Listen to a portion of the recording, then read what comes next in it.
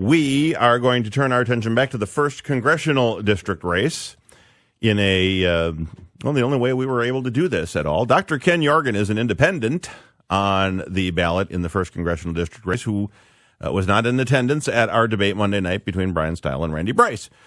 Some people would argue that that's just because it's a foregone conclusion that independents don't win races. Some people may know a little bit more of the sausage-making process, so to speak, and what it takes to get candidates to agree to do things like debates these days.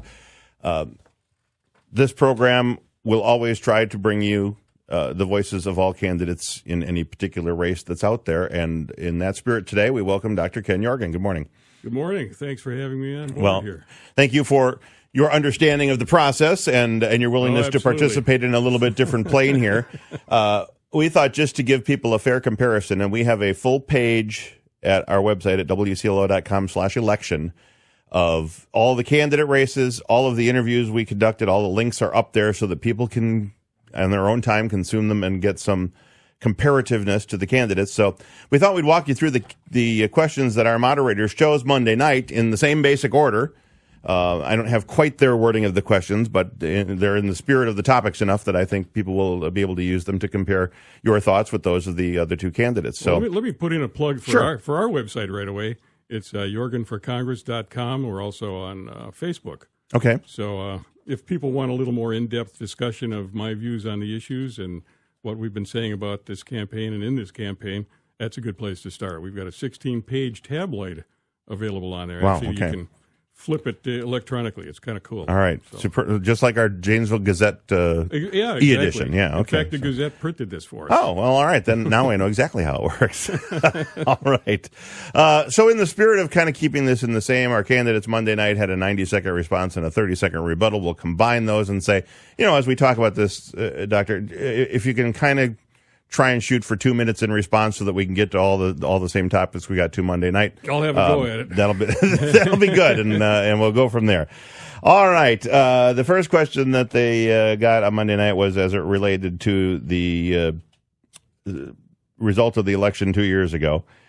The analysts, many of them arrived at the conclusion that the presidential race was won the way it was due to a number of Americans who felt left behind as the economy recovered from the Great Recession. 2 years later, while a revised tax law has provided a slight increase in take-home pay, many Americans' paychecks are still not reflecting a booming economy. And while some larger companies have increased employee wages since the tax cut, many have kept the bulk of the savings at the top. What do you propose that would move more dollars into the bank accounts of Americans who will actually spend those dollars on goods and services and, in turn, spur economic growth? Wow, good question. That goes to the basic morality of corporate America, I believe. If all of that money is coming in due to increased productivity, I mean, there's more being produced by the American worker today than there was 20 years ago, which means that there's more economic flow, and they are just not included in the benefits of that. Now, I don't know exactly what you can do other than taxation to create a better outcome. Everybody's upset about taxes. Nobody wants to pay taxes. Well, I agree, but it's the only way that the government has to balance things out. That's the only tool that's available to the government, and the government is and should be of, by, and for the people. So, going to have to change tax policy. The tax policy that came in at the end of last year, again, permanent cuts in taxes went to the upper percentages, and the middle class and lower got a little bit of a break. But as I said in the debate in Kenosha, which I was a part of, corporate America got a big, wet, sloppy kiss, and everybody else got a little peck on the cheek, and they were going to be wiping that little peck on the cheek with a napkin for the next 10 years until it completely disappears. So that's the imbalance that we have, and it's been aggravated, and there hasn't been anything done in that tax package which is going to address it. All right. Let me move on to what I guess I'll call campaign finance. Now, we had some specifics for the other candidates that I don't have for you, but I would, if I had to guess, Dr. Yorgan, I would guess that you have not spent anywhere near $1 million on your campaign. No, not even close. Okay, maybe $1 million worth of energy, but not certainly the two other candidates between them have spent a lot of money, and the question simply to you then would be, what do you believe, if anything, needs to be done in the way of campaign finance reform? I would recommend to people to go and watch a film called Dark Money, which is a documentary that came out recently, and it talks about all of these PACs that are allowed to put money into campaigns and into elections and be virtually unidentified. It's a huge problem. I think the last report, Randy Bryce, was to have spent about $7 million thus far in the campaign. Brian Stile, considerably less reported, but you have to take into consideration that there's an awful lot of PAC money that flows on his behalf. If you look at the ads, particularly the ones that infer that if you vote for Randy Bryce, they're going to be killing babies and eating puppies in the streets. They're just terrible the way they've savaged that guy. Anyway, that money is coming from a PAC called the Congressional Leadership Fund, which is something that was created by Paul Ryan, and it's specifically controlled by Paul Ryan. So the fact that Brian Stile only spent a little over $1 million ain't even close to what's really happening. So campaign finance, there was an effort made years ago by McCain-Feingold to bring this problem under control, and it was immediately attacked. And they've been weakening it ever since, and in fact now blaming it for some of the problems with campaign financing. There's too much money that's coming in, and it's not identified like who is donating this money and who is actually benefiting from it. So that needs to change, and the only way to change that is through laws. There have to be campaign finance reform laws. Do you believe, just to follow up on that, because you could do that, and you could put more transparency into the current system. Is that enough of a deterrent to stop some of these practices you identify, do you think? Well, it would certainly be a step in the right direction. There's always going to be ways of attacking a system to your advantage. I mean, that's just human nature, but it's gotten way out of control. The amount of money that goes into these elections now is just absolutely absurd. I mean, we're running a campaign. I think we've spent somewhere in the neighborhood of $5,000 for a congressional campaign. And we're actually a presence. In spite of the fact that I wasn't invited to the debate this last Monday night, I was at one last Wednesday night in Kenosha at Carthage College. And one thing that I noticed, and a lot of other people noticed, is even though we did not pump up the numbers, we didn't have an entourage follow us to the debates. Now, the other two candidates did. It was very, very apparent. I mean, they had cheerleaders outside. It was apparent Monday night as well. I don't know if you were there. No, you weren't there for the Carthage College one, I'm sure. But I'll tell you what, there were a lot more people coming up to me expressing enthusiasm and thanking me for being there and saying, I really liked what you had to say. I'm so glad that you're here. I'm so glad you're in the race. They had their entourage, but they didn't have any new converts that anybody really noticed. Well, and I think there's been a lot said that the independent voter may tip a lot of these in unexpected ways, and that will be interesting to see what happens. Let me, Dr. Yorgan, have you address the debt and deficit of our country. The other candidates each expressed their ideas going forward as to what the country needs to do. I guess if I were to characterize it, Brian Stile has said, pretty much I'm quoting here, I think, that the country has a spending problem, not an income problem. And Mr. Bryce has turned a little bit more on the idea of if we make things better for people, things will get better overall, and they'll be spending more money and the economy will recover in that way. Nonetheless, we've got a $21 trillion debt and a deficit over $800 billion and climbing. It was a big issue 4 years ago, and now nobody seems to be talking about it at all. How do you view it? What would you do to try and get it under control? It's kind of a question for a president, and I don't have those ambitions, certainly. But, the economy is in rough shape. The deficit this year is projected to be around $1 trillion, that is just crazy numbers. It seems like everybody wants to run on the idea of saving money and getting the debt under control, getting the deficit under control, starting paying off some of this debt. And the very first thing that they do when they get in is they start pumping up the military budget. Now, I'm all in favor of having a strong military, but we spend more on our military than the next 7 nations combined. Who made us policemen of the world? Why do we have 800 bases in 172 nations? I know that we're helping those economies a lot with our presence there, but I mean, does it always have to be a military presence? And do we have to save our budget and save our economy? Do we have to spend it on military? I mean, they make an awful lot of money, these military contractors, and I'm happy for them that they're successful. But they would be just as successful if they were building wind turbine blades as they are building bomber wings. I mean, the technology is virtually the same. The turbines that power some of these gigantic airplanes could also be used to generate electricity. There is a lot of conversion that could take place that would help our economy in at least the same amount that the military investment is helping it. And it would have a great deal to do with addressing climate change and making the money more equally distributed. It used to be that the bottom, now I'll see if I can get these numbers right. It's been a while since I actually looked at them. The bottom 30%, I believe it was controlling about 11% of the wealth in this country. And now it's gone down from that. Well, that money is the money that changes hands rapidly. That's what really drives the economy. The people down at the bottom, they spend their dollars right away. They're not investing or saving. So I think we need to somehow work to direct more money, at least as much as they had before, back down to the people who are on the bottom rungs of the economic ladder. Let's talk about immigration. Looks like that's going to be the lead issue going into next Tuesday right now. The way we have structured this, I've got four questions. The first three are yes or no. I'll ask them to you separately, and then I'll give you a chance in the fourth one to kind of expand on your yeses or your nos, Dr. Yorgan. All right. Number one, do you support the building of a physical wall on our southern border? No, absolutely not. Number two, do you support the idea of a multi-year plan that would give dreamers a path to permanent legal status in the U.S.?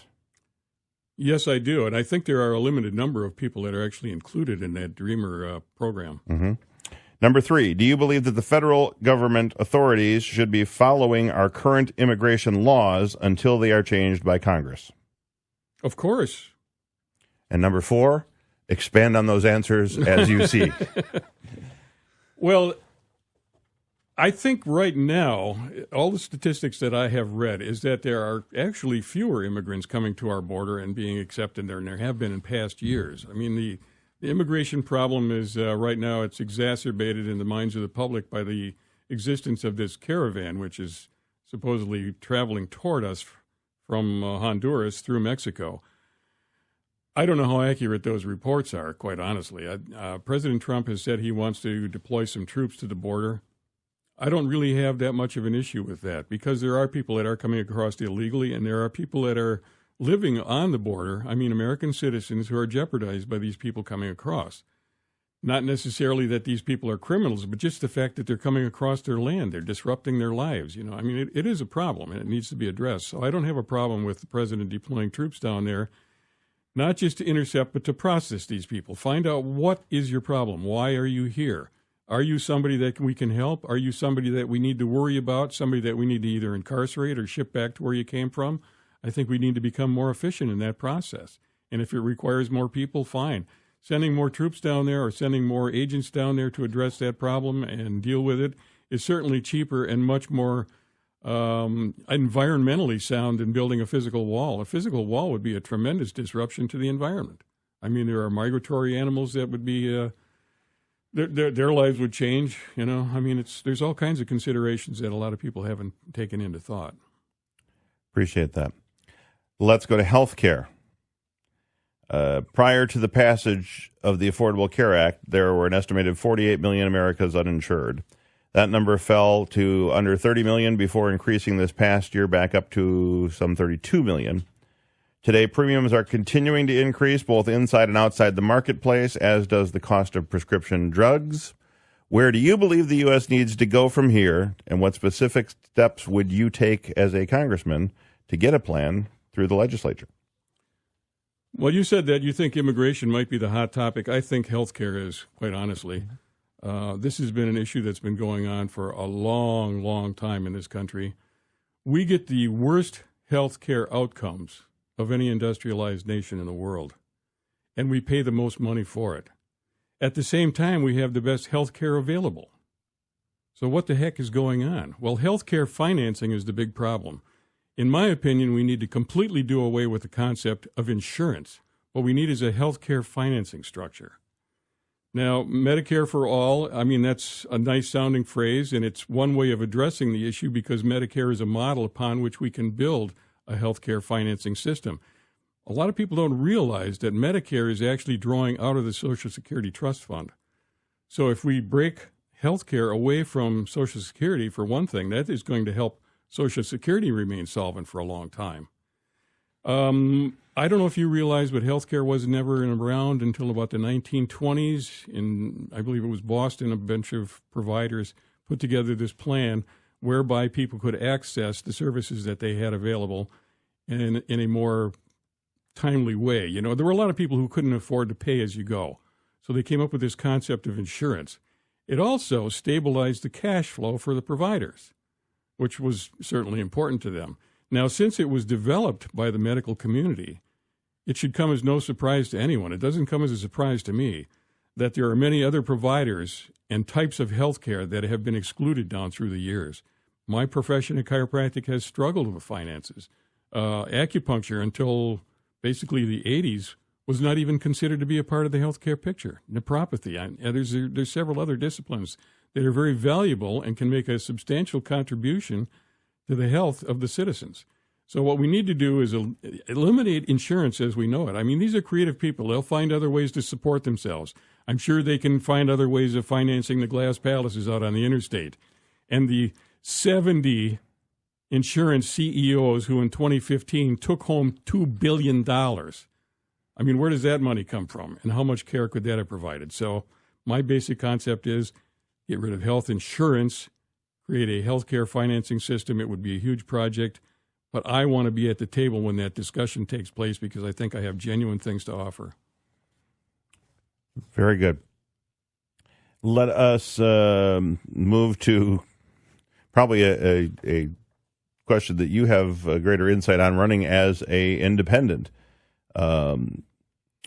Republicans and Democrats are basically at war. We saw that in the debate Monday night here between the two candidates.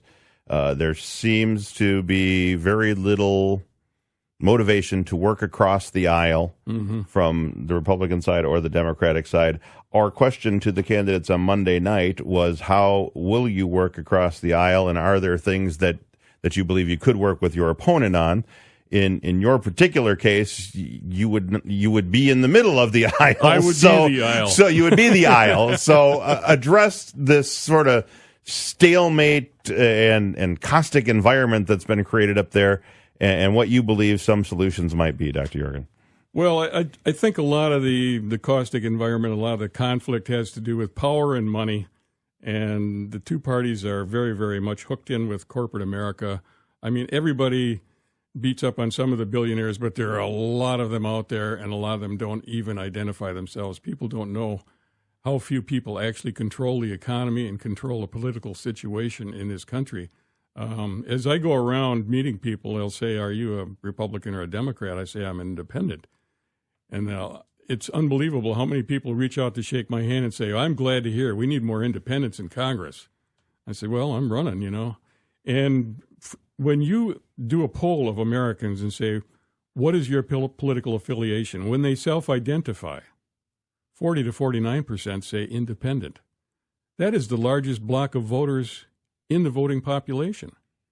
So when people ask me, well, do you plan on stealing more votes from the Republican or the Democrat? My response is, my job is to keep them from stealing independent votes.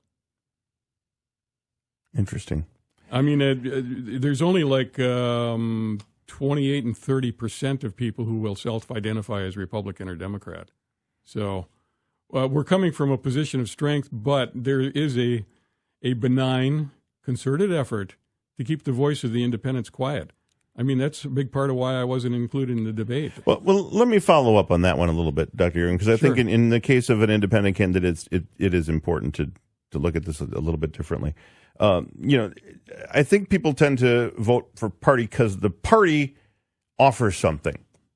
Either offer a positive business growth environment, perhaps, or you offer something for the everyman and a way for you to level the playing field and grab the American dream and get ahead. I mean, Republican, Democrat, you can figure out what those you're the things kind of talking are. About identity politics. That the politics. So, as an independent, there's not that sort of predefinition there. And I often wonder if that's not what unfortunately holds independent candidates back in elections, is because there's not that automatic association with some of those benefits. That's a lazy man's way of approaching it. Well, I'm a Democrat, I'm a Republican, that's the way I'm going to vote, But the fact of the matter is, Tim, I have a lot of people from across the political spectrum that have voted for me or intend to vote for me or even have participated in the campaign. I've got disgruntled Republicans or disgruntled Democrats, rebellious Republicans. I've got some old Tea Party people. My campaign treasurer is a libertarian. I mean, I've got a couple of socialists and Green members, Green Party members that are part of the campaign. It's really an amazing cross-section. And my intention is to be the representative of all the people, not just represent the wealthy corporations or just represent the blue collar. When we speak on behalf of everyone, I think that's our best opportunity to create an America that works and an America that is in service to everybody. Flashing back on healthcare a little bit, I've heard oftentimes people will say that my plan or the Medicare for All plan is a government takeover of healthcare. Well, I call BS on that, because what we have right now is a corporate takeover of healthcare. And what I'm proposing is the government responding. Now, the government is of, by, and for the people. So what is happening is the people are responding to a corporate takeover. And that's the way it should be handled, and that's the way it should be viewed. Now, getting back to the idea of identification, and I'm a Republican or I'm a Democrat, so on and so forth, and who do you represent? Well, I really would represent everybody. And one thing I've learned is, I've studied a little bit, and I don't know if you've ever read any child-rearing books. Have you ever read a child-rearing book where they said, give the child everything that they want and a little bit more? Well, no, I don't think so. I think that's what's happened with the wealthiest few up at the top. They've gotten everything they want and a little bit more. And it's time to exert a little discipline. I mean, they're folks, too. I want to represent them. I know people that are wealthy. I know people that have been involved in politics. I also know a lot of people that are dirt poor. Heck, I lived in Arkansas for a time when I was younger. And, folks are folks. And everybody's got to understand that this is not heaven on earth. You're going to have to struggle a little bit sometimes. You're going to have to work a little bit sometimes. If you devote all of your life and all of your energy to living in the lap of luxury, I think you're a poor excuse for a human being, quite honestly. Let us turn to climate change. We have time for this one, yep. The Intergovernmental Panel on Climate Change describes in very clear terms exactly what the international community needs to do to hold global warming to 1.5 degrees and minimize climate change and its impacts. And essentially, the nations would all have to work together to cut global carbon emissions by 45% in just over a decade. In your view, is this an effort the U.S. should participate in? And just then expand on that as far as what you believe as it relates to climate change. Absolutely, we should participate. And I don't think we should just participate. I think we should be the leaders. We're the strongest military in the world. Why don't we be the strongest green population in the world? There's only one planet that we have here. Now, you can argue about whether or not we're causing climate change and to what degree. I happen to know that there are some very, very respectable, intelligent people who say we are definitely the major cause of this. But that doesn't matter. If we can do things to mitigate this problem, this trend, why the heck aren't we doing it? There are all kinds of things we can do. I ran for alderman in the city of Racine several years ago, and one of my proposals was that we take one of the brownfield areas and turn it into an eco-village. Now, back then, I don't even know if there were any eco-villages around other than, you'd find little outposts out in the country somewhere where people had solar panels and a wind turbine and a composting toilet. But until you bring those technologies into an urban environment and employ them, they're not really going to have an impact. So I was proposing that as an alderman, and of course I lost the race to an incumbent who promised to be tough on crime.